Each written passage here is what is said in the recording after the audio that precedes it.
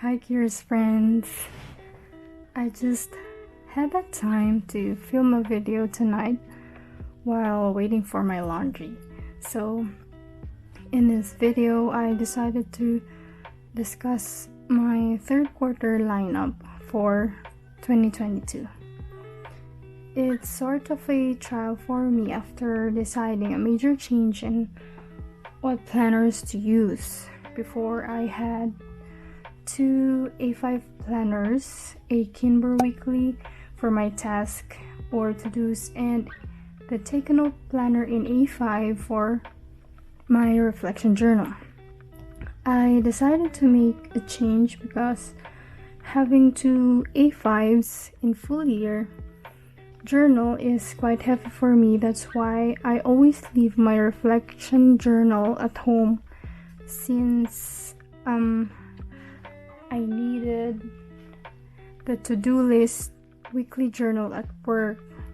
I'm almost too dependent on it, but since I'm not able to bring my reflection journal, I feel like there were a lot of important thoughts that have slipped on me because I wasn't able to record it in real time, or sometimes when I try to write it at home, it's not as original as first thought.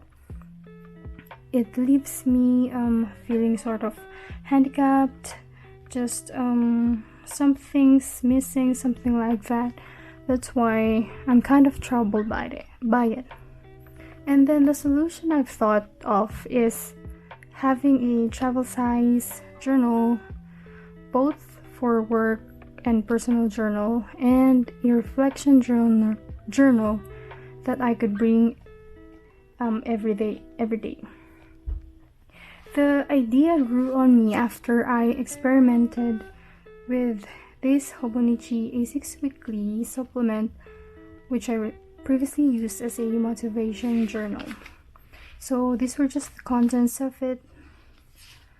Important quotes on the either podcast or a YouTube content that I've watched. I kind of recorded in here on the day that I listened to it. So the space that I'm able to use in this journal is also very minimal. And so I challenged myself on the month of, I think this was just a trial, June and May, whether it's part of my content in YouTube, whether it be effective to be used as a weekly planner and a reflection. This one is if it could be used as a reflection journal. And then August came and I decided to do it officially and leave my Kinbar A5 Weekly. I wasn't able to finish it and officially use this as my weekly planner for to-do list. But during this month, I've used it for both work and personal to-do list. So it was also a trial to see if everything could fit in this A6 weekly supplement from an A5 weekly planner. So it's kind of a downsizing in terms of size, and of course I want to see if I could still put some designs in it while being able to downsize the actual journal.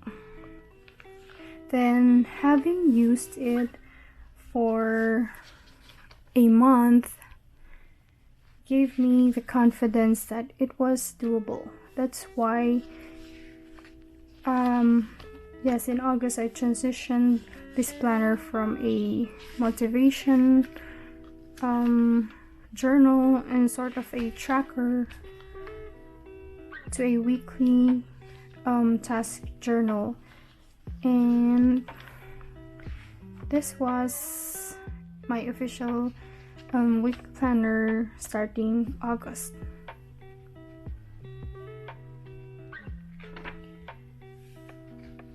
Then fast forward, these are the planners that I have been using for October 2022.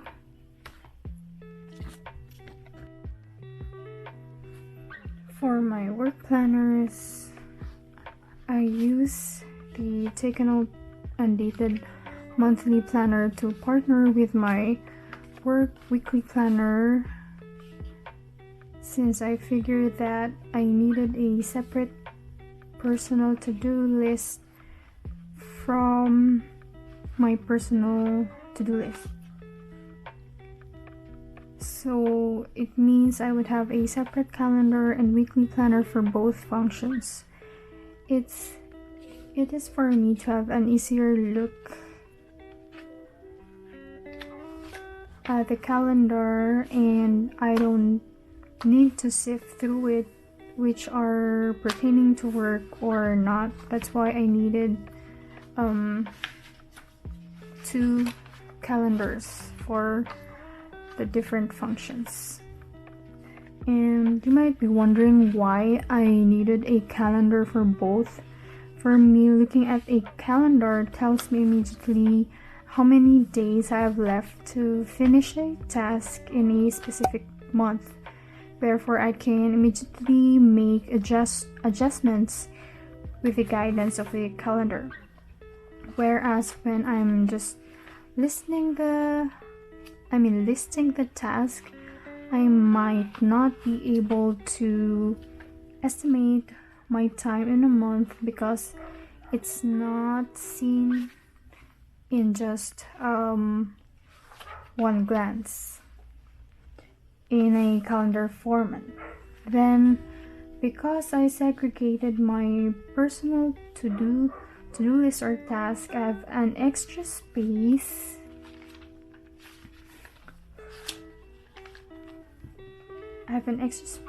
at the bottom because I used this before for my chores when back in August, when I still use this planner for both my work and personal stuff. So since the personal stuff were removed from this planner, I was able to use this space for additional notes in this planner. And the weekend space, since I don't work on the weekends, I can allot a list on this part too for other functions. So I might be discussing it in a different video, in an in-depth video of how I use or plan my work using this planner. And for my personal journals, for now, I only have my weekly planner for to-do list, trackers, and my reflection journal. I'm still planning though to add a travel journal, media journal, faith journal, and mental health journal. And this will probably be finalized at the year end because I haven't decided which journal to use for those functions. So going back, my personal journal consists of the take a note planner, Slim Weekly in traveler size, so you can watch the video of my review of this Take Note planner record series in Slim Weekly if you want. And the other one is the Take Note planner Undated Hybrid, which is a miniature version of the A5 or A6 planner. I did mention though in my review of this planner that I'm barely hanging on this hybrid planner because I really don't like the size of the Smart Grid line, which is in 4mm. I learned that I needed a narrower or smaller size grid. I do thought of using a Hobonichi memo notebook, the ones that is used for a supplement to the weeks, as I will give as a replacement for this in due time, and then I will give you an update once I try it and we'll know if it is a worthy replacement. In my weekly personal journal, I use it for a tracker for food, exercise, meditation, plus to-do list of my chores, schedules, and curricular activities after work. I also use the first four pages of Gantt chart at the first 4 pages of Gantt chart for a yearly overview and a budgeting spread. For now, I am very pleased and contented using this planner because of its size, design, read size, and just its simplicity. Plus the additional note pages, I really love it. Its simplicity makes it very flexible in terms of design and of its use. I'm so satisfied. I can't tell you how satisfied I am with this planner. Although it's an opposite with the hybrid planner, when I was just browsing the Take Note planner in their website and have not got hold of this planner, I really thought that this hybrid planner would be my favorite. I didn't expect that the 4mm Smart Grid would kind of ruin it for me. It's just my take on it though. I'm sure not everyone hates 4mm grid. Plus, I think considering its size, a thinner paper would be better to complement the record series planner. But that's just my take on it. Please share your thoughts or opinions about it in the comment section to know if you experience the same with me. And this is me trying to make the hybrid journal aesthetic. I'm still using the margins. Those are my rules of having an aesthetic planner.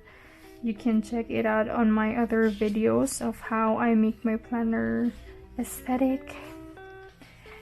And still, I find this planner wanting. I really think I need a replacement for this. And that's just probably it for today or tonight. I hope you like this video and make sure to like and subscribe to my channel to get notified on my next video. Until next time, good night.